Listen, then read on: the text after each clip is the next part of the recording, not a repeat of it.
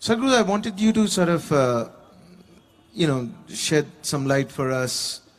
Like in this day and age when the kids have laptops and computers and iPads and how does one sort of get this storytelling thing or the aspect of stories being transmitted across generations? Is that only going to happen through computers or the families or the parents, or how do you see things going, for the younger generation? Like when I was growing up in school, we didn't have any computers, so sitting around a fire was still a beautiful option, and television was also just one channel, Doordarshan, and nothing really happening. Now it's 24 hours, 200 channels, and so just how would it happen? I don't think we need to blame this on technology. Even before the technology came, I think my generation or even my father's generation and probably your generation kind of lost the ability to tell a story. So the only storytellers are commercial storytellers in the form of television, serials or cinema or whatever, so naturally they're watching that. Because there is nobody at home or school who can tell a story in any detail for nuts. They cannot. They can only read the textbook. So they naturally are looking for alternative stories. So I don't think there's anything wrong. It doesn't matter whether the story is coming from a phone or a television or what. But right now, the problem is, as you said, there are many channels, they don't even listen to one story, they're watching 10 stories at the same time, shifting.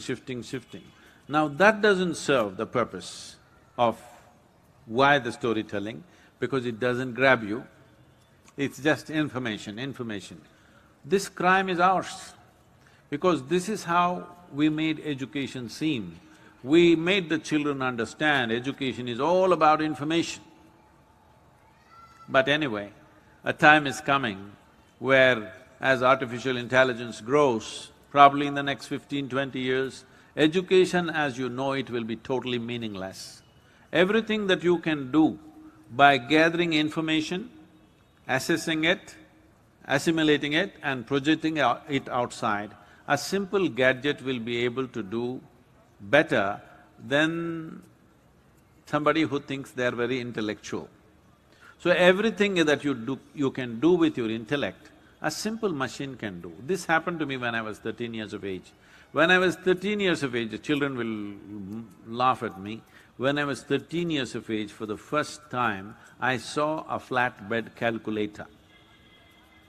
Those days, Sony calculators and National Panasonic calculators came. Sony's were 125 rupees, National Panasonic was 100 rupees, so everybody bought 100 rupee calculators. Somebody brought this machine to me and showed me, tuk, answer came.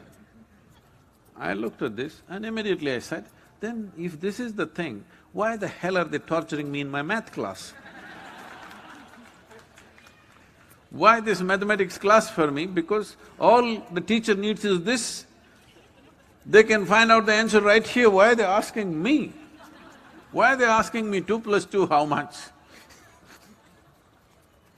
It's all here in this machine. At that time only I thought, if it can do mathematics, there must be another machine for science, another machine for history, another machine for everything, and it's all coming now. Bit late for me, but it's coming. So schooling as you know it, education as you know it is going to become irrelevant in the next 15 to 25 years.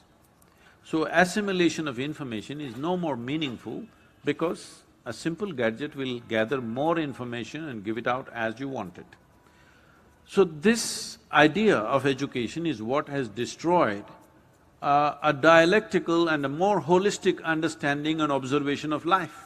Everything is analytical, intellectual. There is no embrace of life, there is dissection of life. So what this means is, suppose I really want to know you, I will dissect you. How's that? So if I dissect you, one thing that'll happen is, at the end of my dissection, you won't exist. So this has become our way. Whatever is given to us, we want to dissect either physically or intellectually. If you dissect, you will find nothing, believe me. If you dissect anything, you will find nothing. You will know surface aspects of life, maybe you will know its structure, maybe you will know how… if I dissect you, maybe I will see your heart, liver, kidney, but you will be gone. There is no way I can know you by dissecting you, isn't it? Maybe if I embrace you, if I include you, I may know something about you. But if I dissect you, I will know nothing about you. First of all, you will not exist. So, this dissection way of education, everything dissect. Our idea of science is just this. If you give a flower to somebody who thinks he is a scientist, first thing is they'll strip it down. They will know everything about the flower, but the flower won't exist. So, a story means it's an embracing of life. This is not analyzing, this is not about concluding. The most classic example of storytelling is our Mahabharata, story inside a story inside a story, over 100,000 characters, everything. Is it about good and bad? No. Is it about judging who is the… this has become the conversation in… I see particularly in the American news channels, good guys and bad guys. There were no good guys and bad guys in this country. We knew everybody is capable of both. If we inspire them in one way, they will go this way. If you inspire them another way, they will go that way. Is it true that none of you are either good or bad 24 hours of the day? Is there anybody who's 24 hours good, 24 hours bad? No. This is the nature of a human being. The thing is, where do you stay most of the time? To start with, or how to be beyond these two. So entire story is not about judging, this is a good man, this is a bad man, this is good, this is bad. This is not about that. This is about digesting life in a holistic way, without dividing it, absorbing life in a holistic way. It is all of it. It is all of it. It is all of this which makes the life. If you just accept the flower and not accept the filth, it is just a question of time before the flowers will vanish, isn't it? Hello? I'm not hearing the So, essentially, life is happening like this. It is the filth that you put at the root which becomes the flower. Filth doesn't look like a flower, definitely does not smell like a flower, but just see from that filth how much beauty and fragrance has come. So, we don't divide what is filthy and what is sacred. I must tell you this. Somebody came from Australia many years ago, when I was still a youth in Mysore. Mysore being a little touristy kind of town, I decided to take this person around on my motorcycle.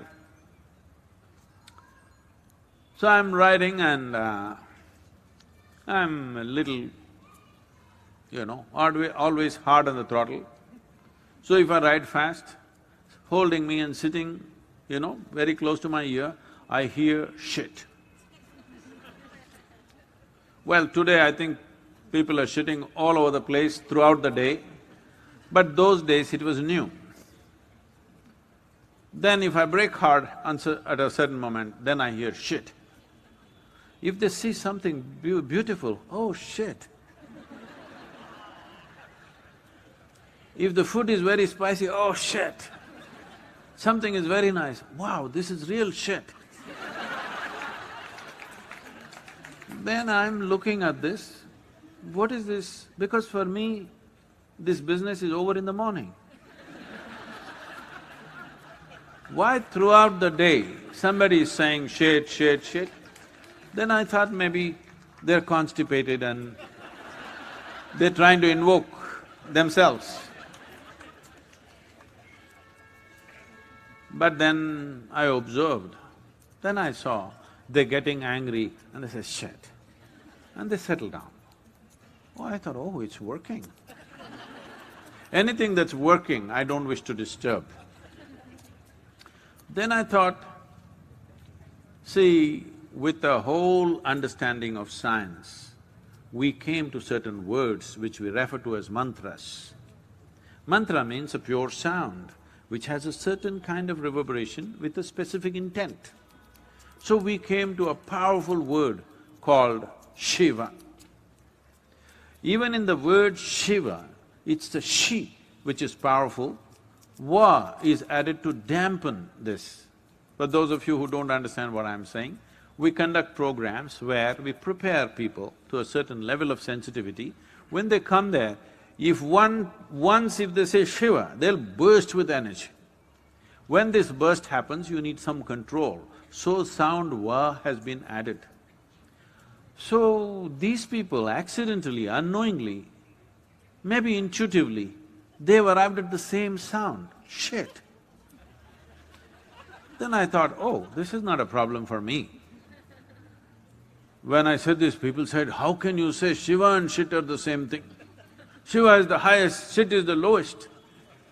Then I asked, well, if these words are stored in your brain, I don't know how they are stored, in case they are stored alphabetically, they are just right next to each other. Because in your mind, you cannot hold Shiva here and shit here. There's no such arrangement. Hello? Do you have such an arrangement?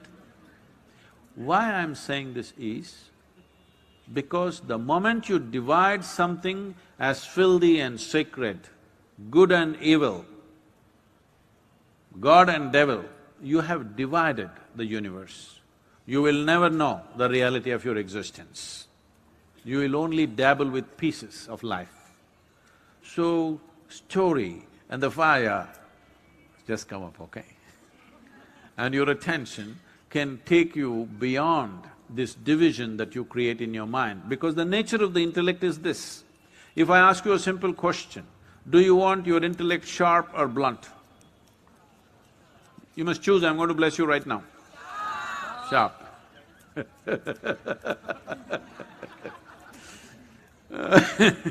So you want it sharp, so you understand it's a cutting instrument. I was trekking in Tibet, when, every year we've been going to Kailash, months over treks. So I'm in a tent and doing some work. Another person is cutting an apple inside the tent. And there's one more person, and that person is telling this person who's cutting the apple, be careful, it's a very sharp knife. It irritates me, because I call something a knife only if it's sharp. Hello? If it's a child, I understand. This is a grown man, he must know how to handle a knife, it's not such a complicated machine or something. But I continued my work. Another 2 minutes, I again hear, be careful, it's a very sharp knife. I said, hey, come on, leave him alone. He's a grown man, leave him alone, he will know how to handle a knife. No, Sadhguru, it's a very sharp knife. Then I continue my work. After another 2 minutes, I hear a whisper, it's a porcelain knife, it's very sharp. Another 2 minutes later, this man cuts his hand. I said, okay.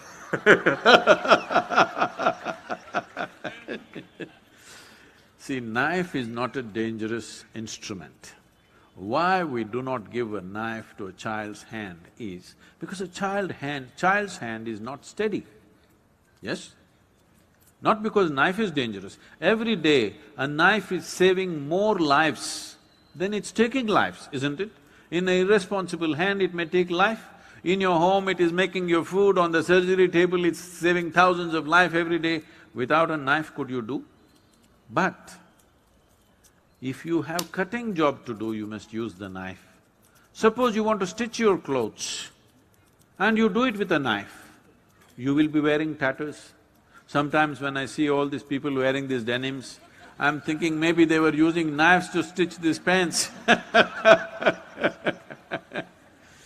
In India, still they're just leaving patches, I'm seeing in United States and also I went to Russia.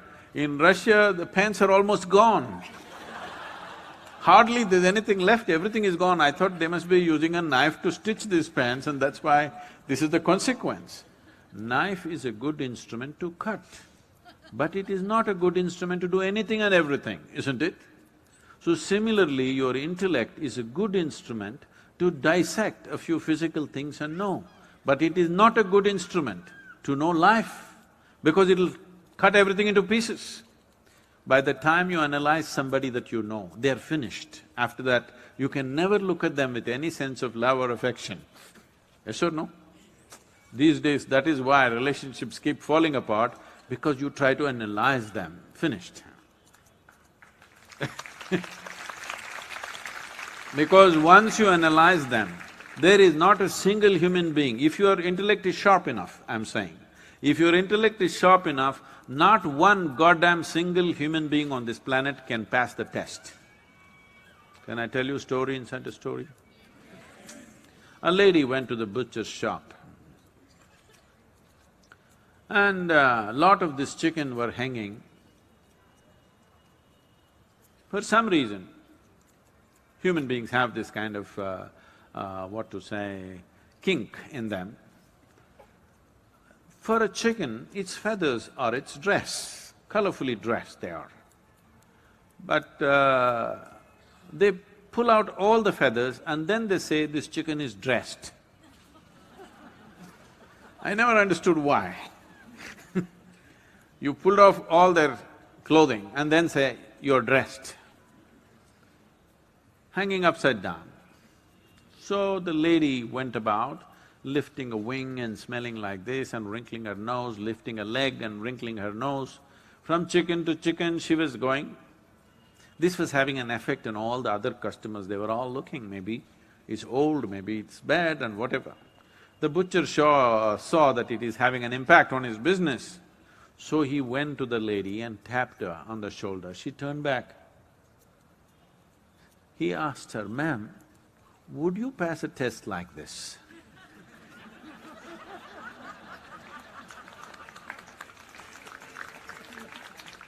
So I'm saying if you apply your intellect on anybody sharply, you will see not a single human being can pass the test, including yourself.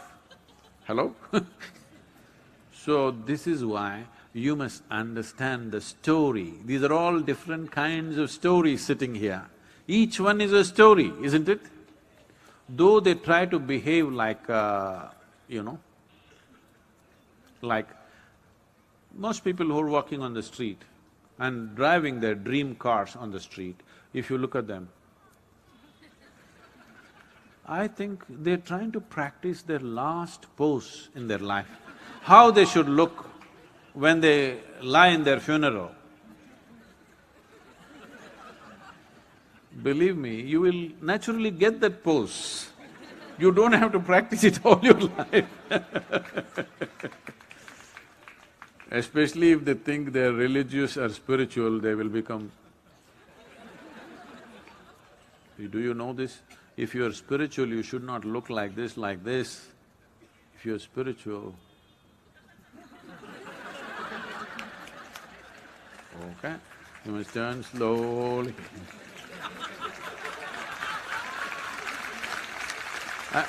Oh, the camera's caught me.